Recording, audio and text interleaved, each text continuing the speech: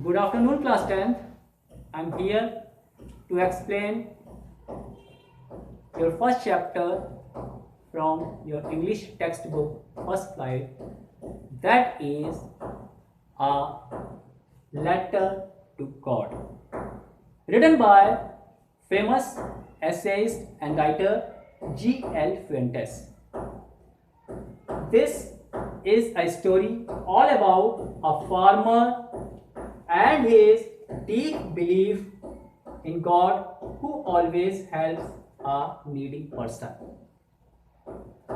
This is all about, once again I repeat, a farmer and his deep belief.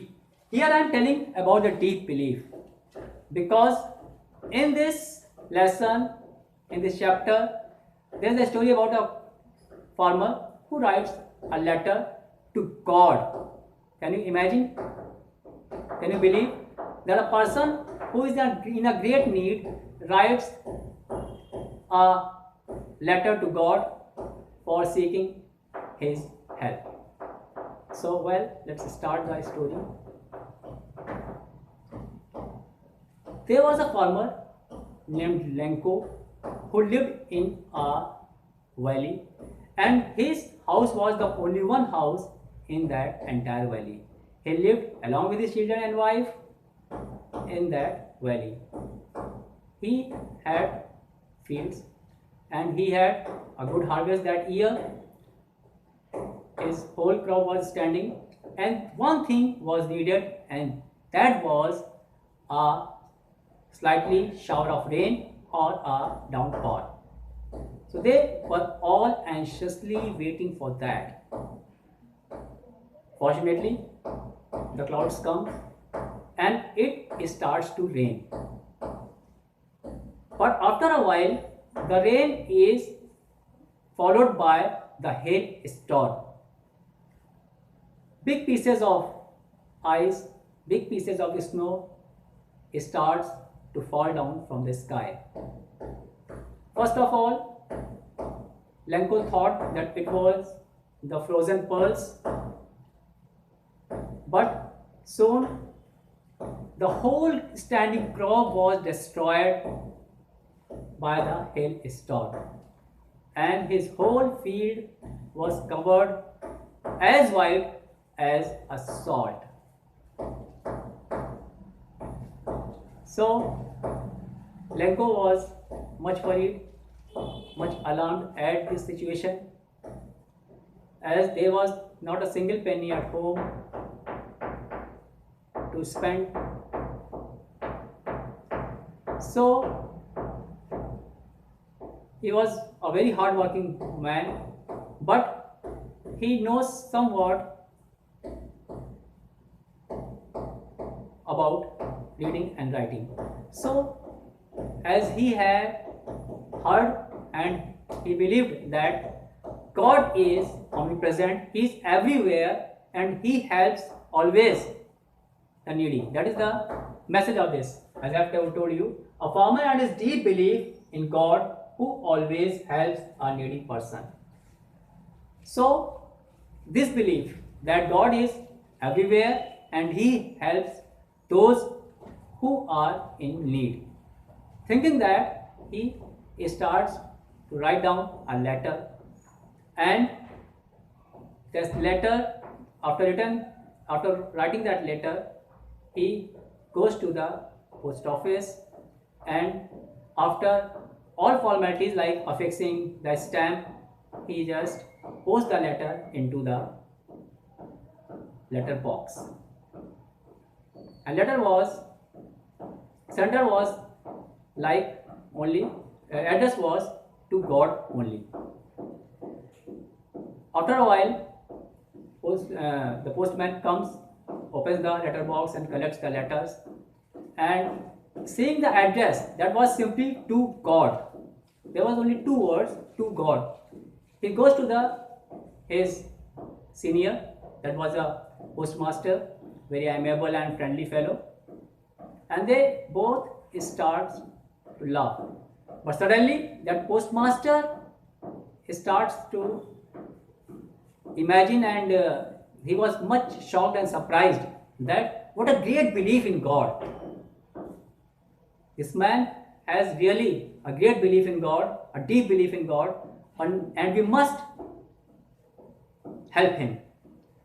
So in that letter, Lenko wrote that, "Dear God, my whole crop was destroyed by the hailstorm, so I need 100 pesos.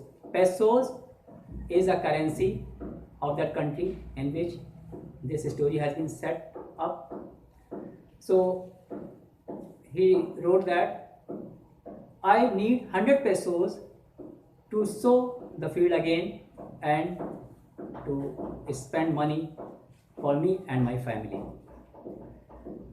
So when the postmaster and other post office employees read the letter,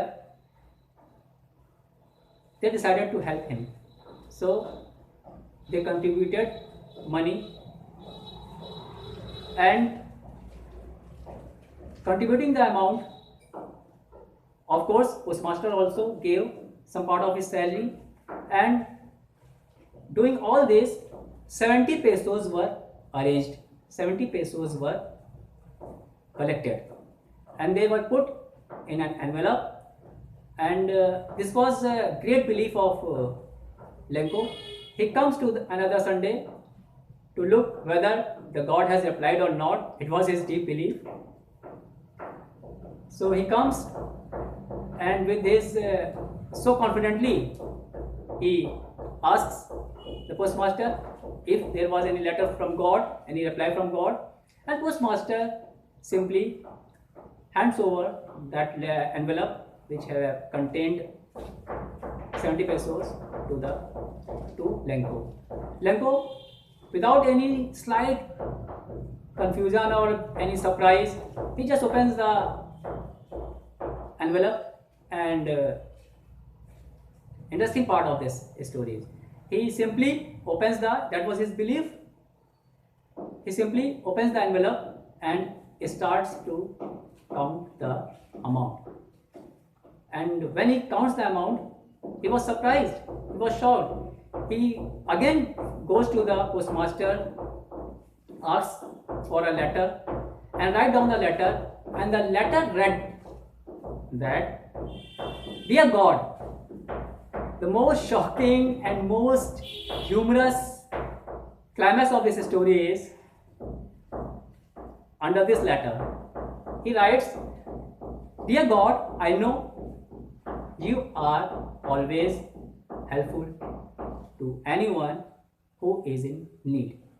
But don't send, I have got 70 pesos only, and I requested you to send me 100 pesos.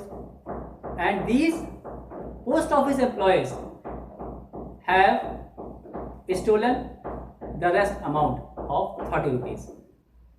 So please, next time, don't send by mail, as these post office employees are just the bunch of crooks." So children, this is the story that those post office personals, those post office employees who themselves were helping Lenko, but Lenko could not understand that, and the whole things were, sunk. Their whole act of gratitude, their whole act of kindness sank into the river. So this is an interesting story, also humorous. Thank you. Keep learning at home. Have a good day.